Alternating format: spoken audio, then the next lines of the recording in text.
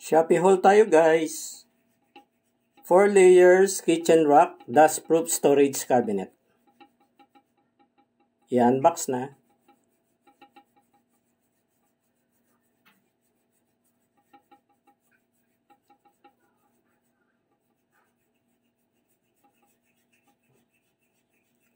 Ilalabas na yung materials, no? Yan, may tatlo. Back cover yan, no? Or back frames.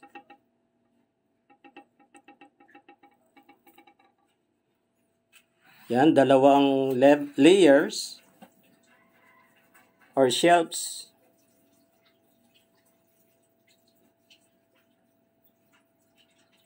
Layers pa ulit. Dalawa. So, apat pala yun, no?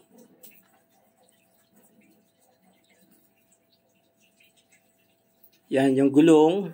Accessory na yan, no?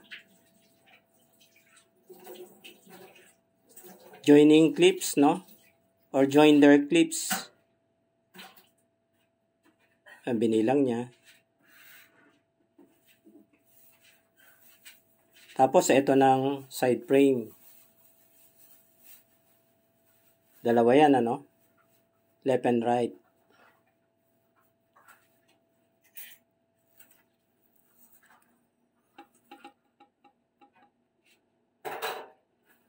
Yan, may kasama ng guide, no? Photos para sa pag-assemble.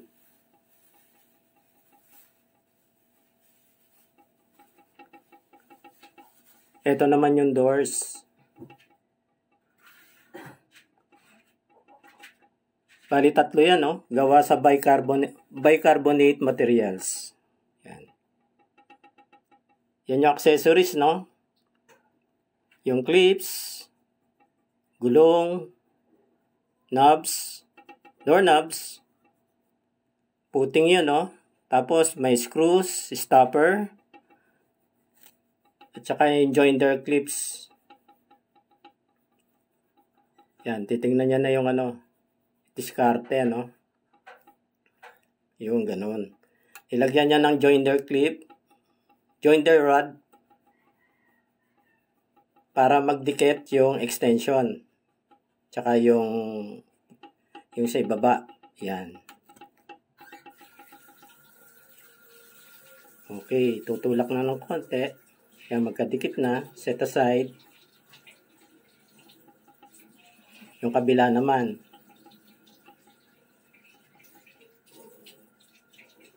Joinder rod or joining rod. Tapos yung isang extension pa.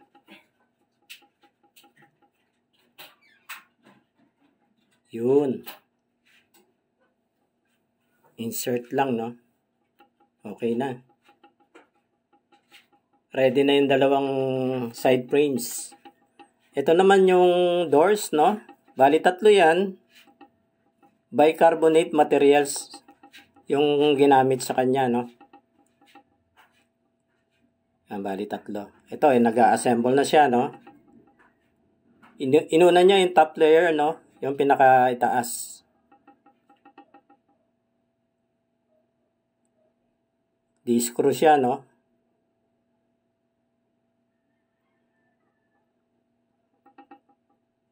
Malamang self-thread na yung ano, yung layer, no? Kaya ini-screw na lang. Yun, dalawa pala, no? Dalawa yung kanyang tornilyo. Yan, sumunod, yung ikatlo, pangatlong layer, no?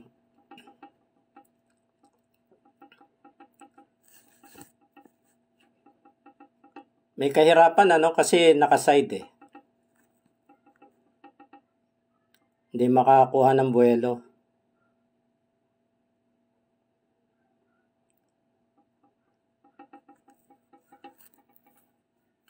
Yun, binaliktad niya. Madali kasi mag-screw sa itaas, no? Hindi masyadong mag-exert ng effort. Fast forward.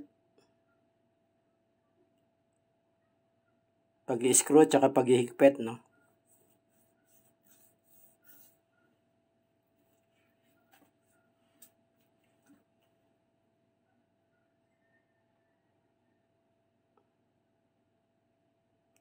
Yun, sa kabilang side naman, no? Binaliktad niya na para ipapatong na lang yung isang side frame pa, no? Madali na mag-screw.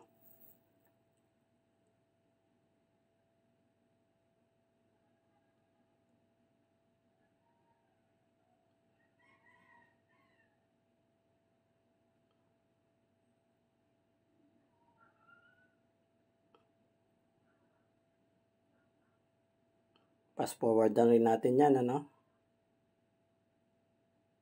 Screwing at saka tightening.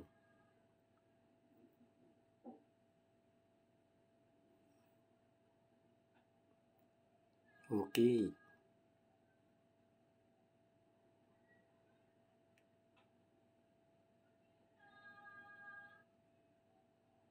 Yan.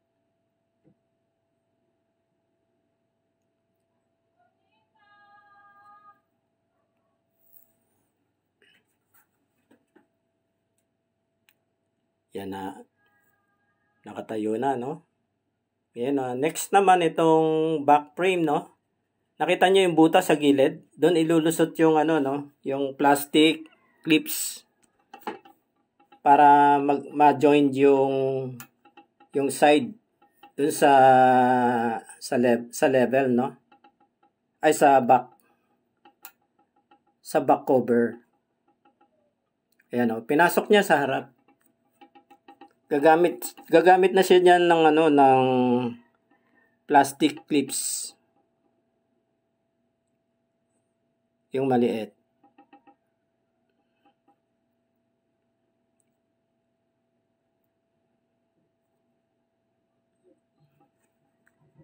Yan.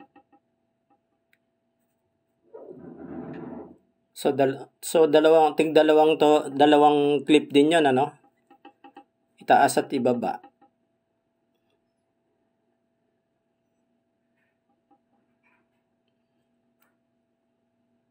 Yan. Ipupus lang ng daliri, no, ng thumb.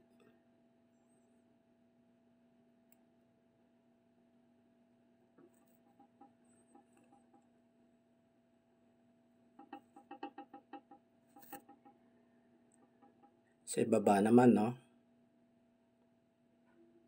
Yan, okay na. Tigdalawang clips.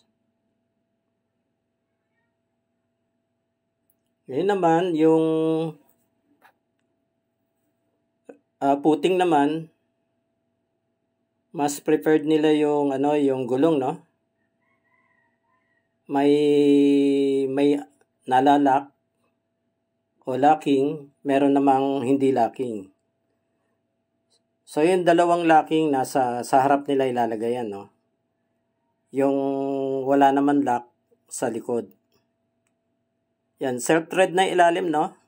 May thread na siya. Itotornilyo lang itong gulong. Yan. Yan na rin ang adjustment niya, no? Ng balance. Yan.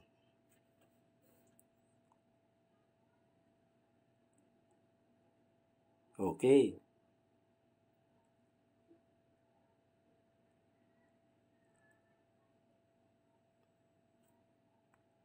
Ayan, nakakabit na lahat, no? Yan yung may lock, nasa harap. Yan. So, pwede na itayo. Ngayon naman yung ilalagay yung ano na, doors. Yan, nalagyan na nila ng ano, ng knob, no? Tapos may nakaabang na clip doon, no? Ipapasok na lang sa butas. Sa magkabila, yan. Para yung door mapiflip pataas, masiswing pataas. Tapos pwedeng itulak. Yan, para nakapark siya doon habang naglalagay ka ng gamit sa loob. Yung gilid nun, may rail yun, no? May sangga doon, yung rail. Kaya pwede siyang ipatong doon. Yung doors. Yan, ganun din. Parehas din ang method. Yan, pag nag-click na yon, nakapasok na sa butas, ayan na.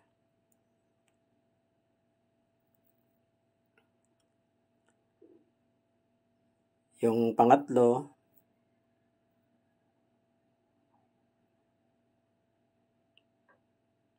may kulang yata, no? Hindi na ilagay yung stopper. Dapat may stopper eh. Ayun. Yung tatlong stopper. So, tatanggalin ulit yung knob. Dapat mauna yung stopper tapos yung knob.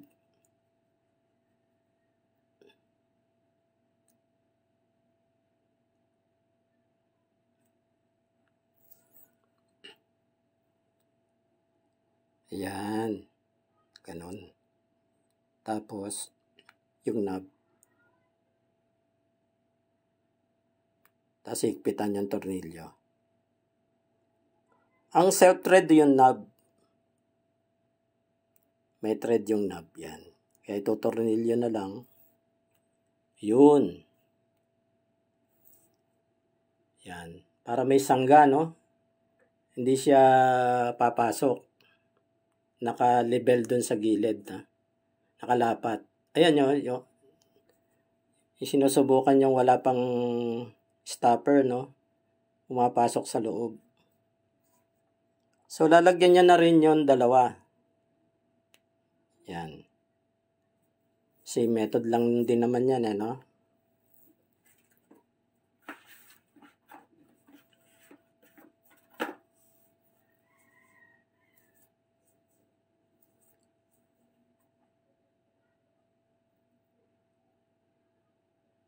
Yan. Okay na.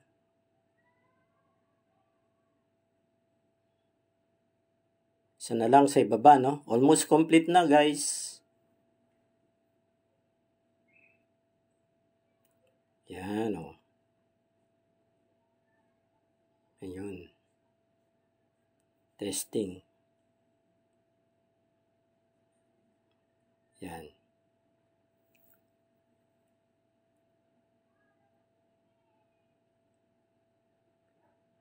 Yan, nailagay na rin yung sa ilalim, no? Yan, lapat na. Yan, medyo may awang lang doon, no? Hindi naka-align yung ano, yung frame ng door, no? Pero okay naman na siya. Acceptable na. Ayan, no? Nakatayo na, no? Yan, kung gusto nyo steady, ilalak nyo lang yung lock niya, no? Ay, bababa. Kung gusto nyo naman movable, yan, iaangat nyo. Yan, madali na. Madali na siyang ilipat-lipat, no? By the way, ano pala yan, no? 2,230 pesos. Check nyo na lang sa Shopee, no? Mag-download na lang kayo ng Shopee app. Makakapamili kayo tuloy ng designs doon. Ayan, no?